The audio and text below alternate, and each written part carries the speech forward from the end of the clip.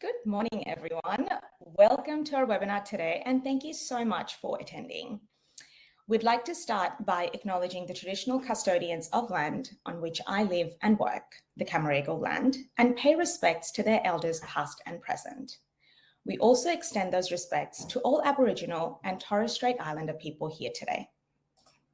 So, to kick it off, we are so excited to be launching the campaign for 2023 Sourcr Awards and thought that it was a great opportunity to learn from some market leaders about what they're doing to strengthen their reputation and also gain some insights into how they're preparing to win a Sourcr Award this year. We are joined by Dale Young from Sharp & Carter. Dale is highly respected in the recruitment sector for his caring and empathetic working style. Great introduction, Dale. He has over 13 years of recruitment and executive search experience and has recently launched the supply chain and operations, along with the engineering and technical businesses for Sharp & Carter, alongside his business partner, Tim Barraclough. Dale is an avid Sourcr advocate and was also one of our award winners last year. Welcome, Dale. Morning, Annika. Thanks for having me on board. Looking forward to a fun conversation. Me too. So before we actually jump into the Q&A, we've got a couple of slides that we want to use to set the tone of the current conditions and essentially what we can expect in the next 12 months in the ANZ recruitment landscape. So I'm just going to start by sharing my slides. Now, of course, this is our webinar slide. So once again, everyone, welcome. We're just going to go through some trends, as I mentioned earlier. So the next few slides that we'll showcase, it's just information that we have gathered from Seek about how the recruitment market, along with the job landscape, is going to change and how the change has impacted us over the last few years as well.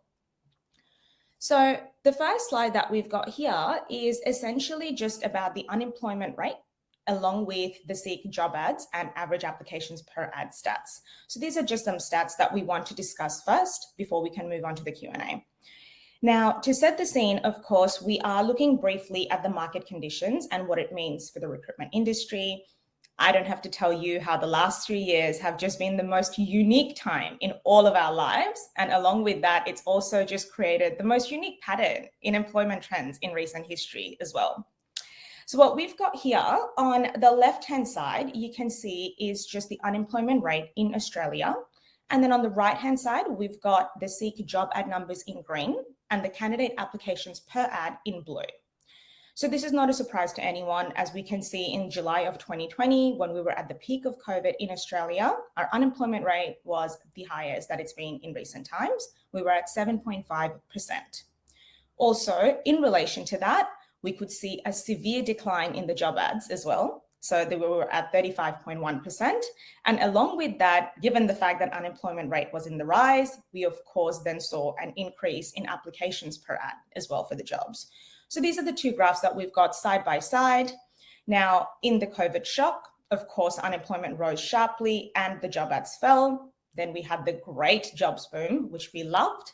And now we're in the soft landing period, which is stabilizing.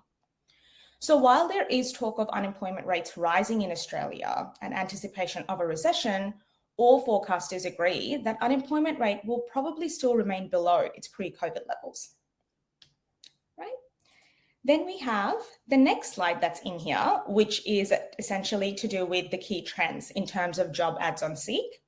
Now, since May 2022, job ads are down and applications per ad are up in every industry. So on the left-hand side, we've got the job ads, and then on the right-hand side, we've got the applications per ad, and we can see the trend, how it's moving from May 2022 and what it's been up until January 2023 as well. So looking at this, we believe that the conditions are not as dire as the media is saying, though there are some very strong indicators that the market in 2023 will be jobs-led, which you're already likely experiencing at this point in time. So now, workforce conditions have also significantly changed. This also includes consistent increase in applications per ad in every industry, which is something that's different to what it was during the COVID time, because we were, of course, all navigating new territory for all of us, right? Now, we are also seeing, along with the increase in applications per ad in every industry, there's a consistent decrease in job ads across industries as well. So we're already seeing this take place, but this trend will continue to grow over the next 6 months, which is why it's crucial for recruiters and agencies to invest in their online reputation with a particular focus on client retention and attraction. So what does that mean for recruitment? Well, this is something that we've always been saying. Your brand reputation is more important than ever. Recruiter and agency competition will be at its peak in late 2023, which then brings us to the point of this webinar. Social proof and third-party recognition will be crucial to your success. So with this as the layout of this webinar, we are now going to move into the Q&A section for Dale. So Dale, welcome. Do you have any thoughts on the slides that we just shared? Do you agree? Do you disagree? No, thanks, Annika. Thanks for the kind welcome and the nice words earlier as well. Yeah, look, I think certainly my just general impression on the market early this year has been that there has been more balance, definitely getting more applications while still being fairly jobs led. I mean, it's still not difficult to secure a job as an agency partner, still quite challenging to find the right candidates as we'd expect, but definitely more balance in the market than probably what we've seen the last couple of years. So yeah, consistent with what those graphs were saying. Great. Well, look, we've brought you on here because we believe that you're a great advocate of Sourcr. Not that that's the only reason. We think that you're a great candidate who knows the importance of personal brand and essentially social proof. Yeah. So how do you manage your personal reputation and why do you think it's important? Yeah, well, firstly, I do love Sourcr. It's great to get the recognition that the way that you do your work is validated by your customers. I think that's absolutely crucial.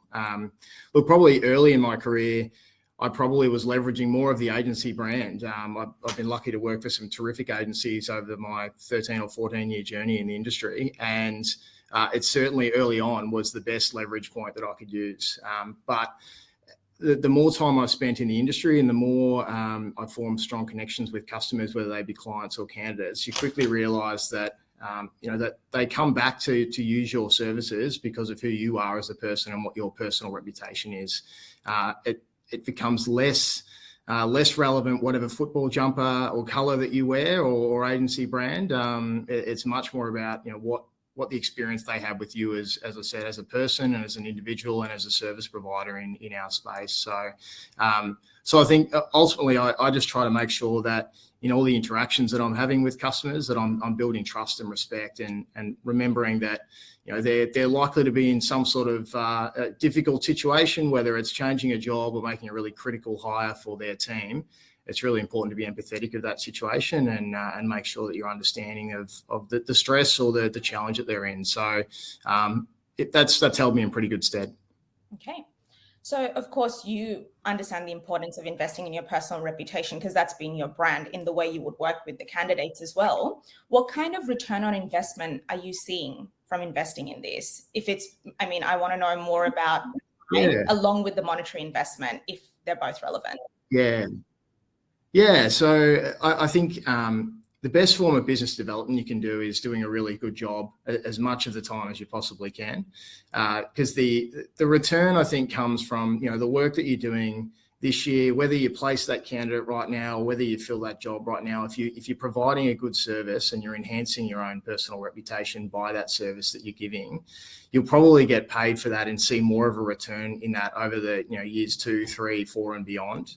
So whilst it's probably hard to put a fixed monetary value on what Sourcr has done for my reputation, it certainly has validated what I thought managing a reputation and being a good person in the industry would ultimately get me paid for. So that's probably the best way to describe it is if you look after your brand in the early days, it will help you in the long run. Yeah.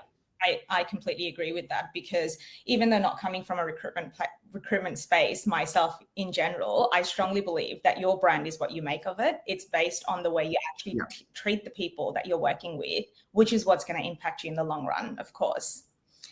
Absolutely. No, I couldn't have said it better, Annika. Okay, so now that we're talking about the market shifts, right, as we just saw on the slides earlier, what kind of initiatives do you think have become more important for recruiters as we're shifting? So from a marketing point of view, from referrals and or reviews point of view? Yeah. Well, there's a couple of things. I think we've gone to a space where we're doing a lot of things online. Testament to the session we're running today. Some of the things that I've put in place is really putting an effort on trying to get back in-person meetings. So you form a much stronger connection with someone when you can sit down with them and form a conversation that starts over a coffee or even in a meeting room. That's a really critical thing. And I think ultimately anything that you can do that builds trust and credibility with your customer base, whether that's sharing reviews from Sourcr or the reviews of your team, which I personally I prefer to share the success of others rather than myself. I always get a bit uncomfortable with sharing my own reviews, but things like any high profile jobs, making sure that they're well represented online, any market intel or just information that your network will find valuable are all things that are ultimately going to position you as somebody who is a reputable partner in that particular space for the industry. So, but again, ultimately, if you're conducting yourself in a way where you're trustworthy, ultimately that is going to help build your reputation and your personal brand in the space. Yep. I'm just going to do a little bit of shameless plugging about our post creator feature. Dale, you're not even going and sharing things by writing things up yourself. This is stuff that people have said about you. Take advantage of it. Go and share it out into places so people can see them. Come on. It definitely makes me uncomfortable, Annika, but I can see the benefit of it, obviously. So, no, I do love the feature. It is great to recognise the work that you do and the feedback. Just don't love tooting my own trumpet as much, but I'm happy to share my team stuff, definitely. Great. So we just need to find someone else who goes and shares out your reviews out into LinkedIn. Yes, please. That would be great. Yeah, that would be ideal. So look, I'm talking about the whole review sharing thing because my next question is about the fact that you did win a Sourcr Award last year. So congratulations on winning last year. Thank you. How did you leverage this award, if at all, to strengthen your reputation? Yeah, I mean, firstly, I was really surprised and quite honoured actually. I hadn't won a recruitment award before, so it was nice. I think validation. Again, I said it off the top that the way that I do my work is clearly well received in the industry. Yeah. So I think from that point, it was terrific. Honestly, some of the things that I took from it were just the confidence of that. That recognition just gave me additional confidence that I can go out and mix it with the best. There are a great bunch of recruiters in Australia, and I was lucky to get recognised amongst some of those. So just that confidence, I think, was one aspect of it. And even things like the digital tokens and the things that you can share on your social profiles or in proposals or capability statements, all of those sort of things, ultimately I think are beneficial and probably are the sorts of things where, if it's line ball between you and another agency for a pitch, something like that probably swings it in your favour. Now, again, hard to put a fixed monetary value on it, but there's a fair chance that has an impact in the long run, particularly where it's a close decision between two really good providers in the space that you operate in. Yeah. So I know you just mentioned that obviously it then helps with the competition, right? That you're trying to kind of get on top of. Yeah. So have you noticed an increase in candidate inquiry because of the Sourcr Awards or have you actually been able to truly leverage the Sourcr Awards to win new contracts? Well,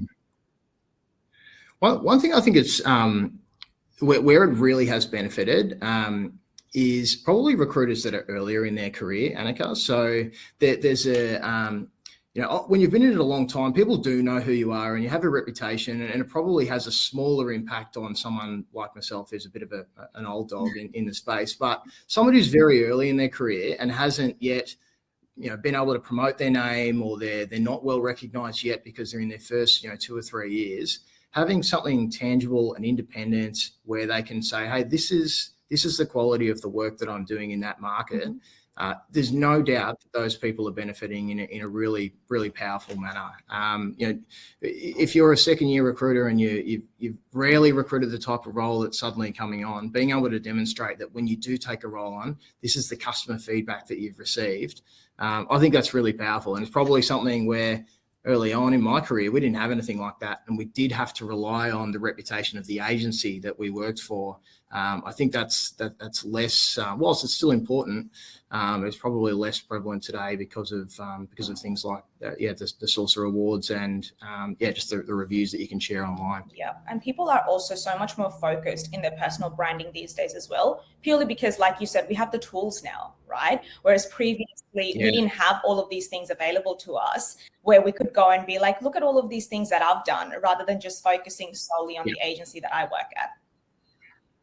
And look, we live in a society where everything is rated. You know, like my partner and I don't go to a restaurant unless we've checked out what the Google reviews say. You know, we're rated for every trip we take in a taxi or an Uber. You know, so like the whole world gets rated. So you know, I think it's important that recruitment has an offering that's really similar. And there's a variety of other industries that do it the same. So it's it's a great place to be. Yeah, lovely. All right. So now, are you hoping to win again this year? And if yes, what kind of practices and processes are you putting into place?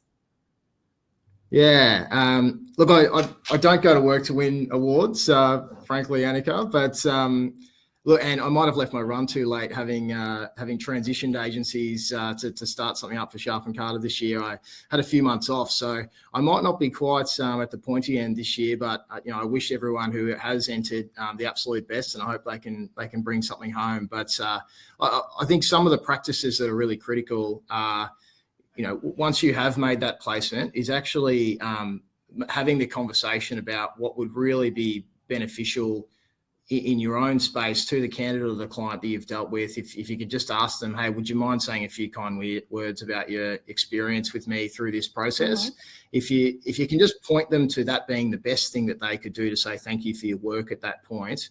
I mean, typically right at that point, they're feeling pretty warm and fuzzy about everything. You've finally secured them a job, or you've found that great candidate that has been eluding your client for however many months, particularly the last couple of years where processes took longer than ever. I think that's the point where you know, they're feeling really good about the service they receive from you, and they're more likely to give you a 4 or a 5 star rating, which, you know, is exactly what we're after. So it's a basic thing. You're talking to them anyway. You're already having that conversation. So I think just kind of pointing to them to say, this is really critical for me. Would you mind? Mm-hmm. Typically, not many people are going to say no at that point, when the likelihood is they're somewhat in your debt, having you just supported them through a really tricky process or a challenging role that they really wanted to secure. So that's literally it sounds pretty basic, but honestly, sometimes the basic things are the ones that have the biggest impact. Yeah. I would actually agree with you about the whole follow-up. The follow-up thing is definitely something that we always try and ensure that people are doing, because the way I think about it, we have created this platform to ensure that recruiters are able to receive the recognition for the work that they're doing, right? But ultimately, at the end of the day, we're still relying on the other person to leave us a review. And nothing works better than a phone call, because exactly like you said, you're the reason why this particular candidate has either landed their dream job or the client has found a candidate that they love. So if it's going to take just less than 2 minutes out of their day to do something for you, which in the long run helps you achieve greater things, I think it's a no-brainer in terms of the whole follow-up process and making sure that it's something that you've put in place. Yeah, absolutely. I mean, when I started, we occasionally get sent a thank you card for your work, and whilst that's lovely, that same concept right now, if we can point it towards something online, it's obviously far more powerful. So yeah, that's great. Yeah. Okay, so what is your advice to fellow recruiters that are looking to build and strengthen their personal reputation and brand? I know you alluded to it earlier that, of course, this whole platform, along with the awards, it's probably more beneficial for a young recruiter starting out their journey rather than someone who's already in the industry. So if you can just expand on that a little bit more. Yeah, sure. So, I mean, I think it's important to remember that recruitment ultimately has a sales component to it. It is a sales role and ultimately that it comes back to, a lot of us are paid on commission, and you know, there's a real kind of desire to get a deal done. I think the way that I've always kind of thought about it is, it's just so important to remember that we're dealing with people in that process, and some of those people in a really vulnerable position. They either don't have a job, they're really unhappy in their job, or maybe they are happy in their job, but they're about to make a really important career decision. And that's about as big a deal as it can be for somebody. If you go to a barbecue on the weekend and you meet somebody new, one of the first things you ask after you've found out their name is, what do you do for work? So getting the career piece right and treating them with the level of respect that they deserve in that situation, given how important it is to who they are as a person and their identity, I think just goes a long way to building the right kind of personal brand and reputation. People can sense when you're being genuine about wanting to look after them and making sure they get a good outcome. So for me, that's the key thing. And it's same with clients as well. Getting the right person into their team is, that's a really important decision that they make week to week at work. So whilst it's probably more powerful on the candidate side, admittedly, I still think getting that, trying to put aside that sales type thinking, remembering we're dealing with people is the core thing I think that will help people build a great personal brand in the industry. I actually completely agree with that. I think previously when we caught up earlier, it's so true, because I'm guilty of that. I'll meet someone new and I'd be like, so what do you do? It's just such an ingrained thing in our head. We just expect people to tell us about their careers and whatnot. So especially if someone is unhappy with their job, or if they are in between roles, it's just always such an awkward first thing when you ask the question, because you don't think about it. It's just asking, hey, how are you? What do you do? Essentially. Yeah, exactly right. Yeah.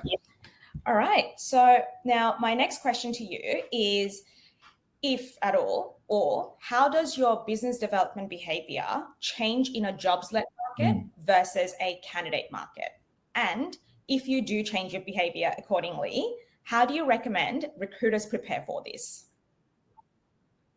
Yeah, it's a complex thing, because ultimately we live and die on our relationships, and I think that there's going to be situations in a really jobs-led market where there's a chance that you could take on too many jobs and not do a great job. And then you're also kind of weighing up, who do I say I can't help you at this moment because I'm too busy? Like, what does that kind of do to the relationship?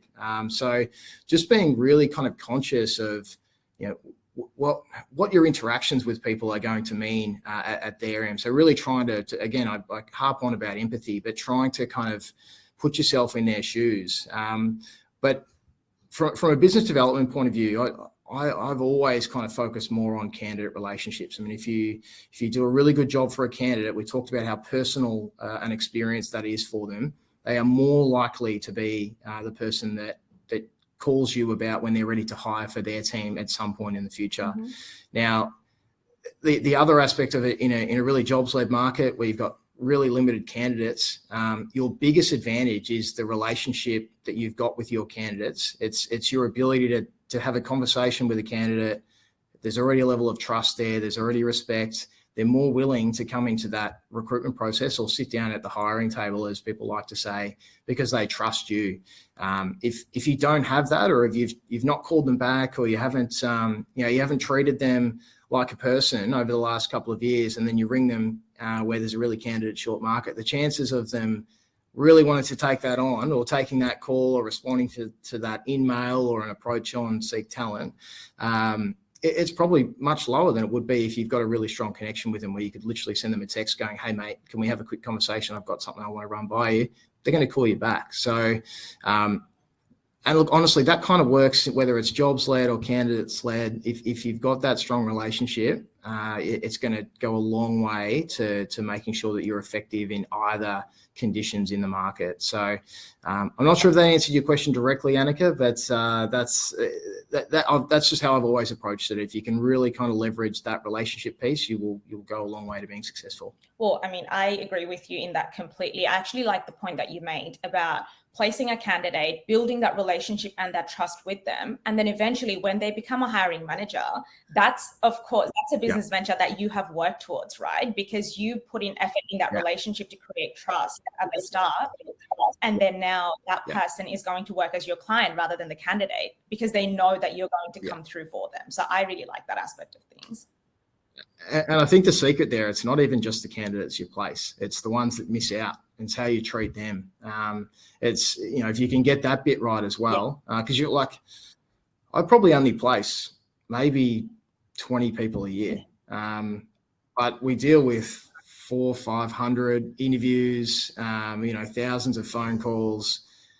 If you just focus on place candidates alone, you're probably missing out on the biggest part of that, that network or that ecosystem that you're operating in. So, all of those interactions are really critical. Now, nobody's 100% on all the time.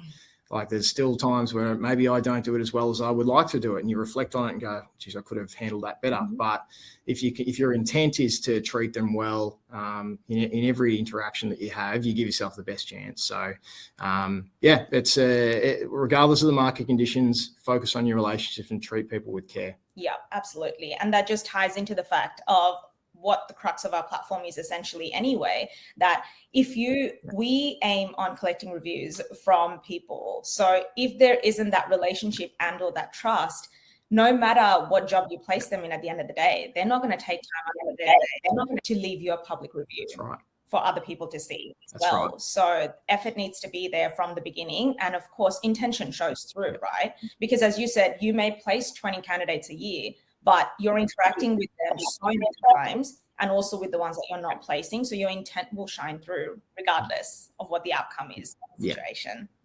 Yeah, you hit the nail on the head. Yeah. All right. Well, that's actually the end of our set structured questions. We do have a couple of questions in the chat, but that's to do with the award side of things. Sure. Now, one of the first ones, I think I can probably go through and answer them. Let me just quickly have a look. The girls are sending them through to me. Now, one of the questions that we've got for the awards, do you have to nominate or reach a certain amount of reviews or ratings to qualify? How is it determined? Now, Dale, you would know this. There's no nomination that's in place for the Sourcr Awards. We nominate you based on the job categories of the placements that you're making. We actually don't have a set amount of reviews that you have to receive. The qualification of the reviews are done based essentially on the conversion. So the way we like to treat the people that are actually engaging with the platform well. So a lot of our awards are to do with the conversion side of things. So we want to ensure that Dale and I touched on this earlier just then about the whole follow-up process. So conversion is something that is very important in the Sourcr Award world.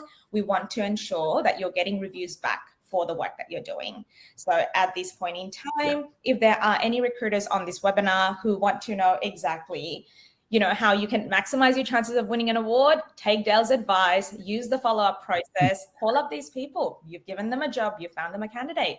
It's time for them to complete the form for you.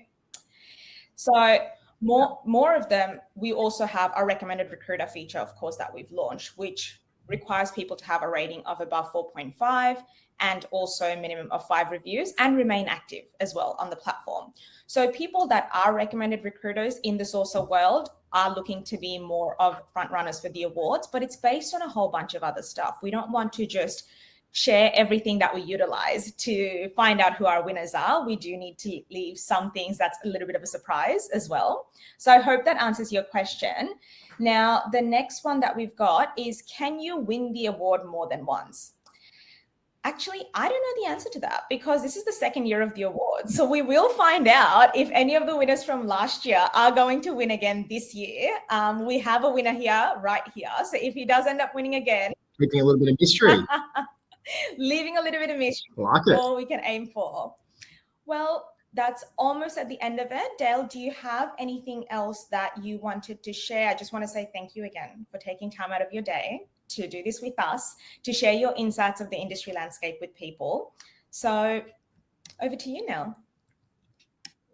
No, thanks, Annika. No, I really appreciate it. It's lovely to talk with yourself this morning. And like I said off the top, I really think the Sourcr platform is terrific. We've started using a variety of the features, including the post creator that you mentioned earlier, which, getting some great feedback on the look and feel of our templates. And I know Kate in our marketing team's delighted that some of the workload has come off her group. So, no, it's terrific. No, I really appreciate you taking the time. And, it's nice to feel like what I've got to say might be relevant for other people out there in the industry. So, appreciate it again. No, we definitely think that things that you have to say are relevant to the industry as well. So once again, thank you very much. Well, everyone who attended, we hope you found this informative and valuable. This has been recorded, so we will share this with the people that couldn't attend via our newsletter.